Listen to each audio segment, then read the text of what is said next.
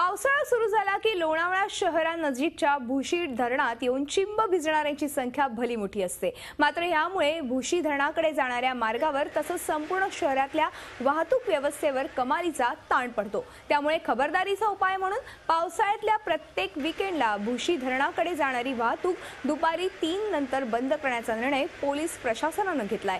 सोबतच सुरक्षेच्या दृष्टिकोनातून भुशी धरण संध्याकाळी 5 नंतर पर्यटकांसाठी बंद राहणार आहे।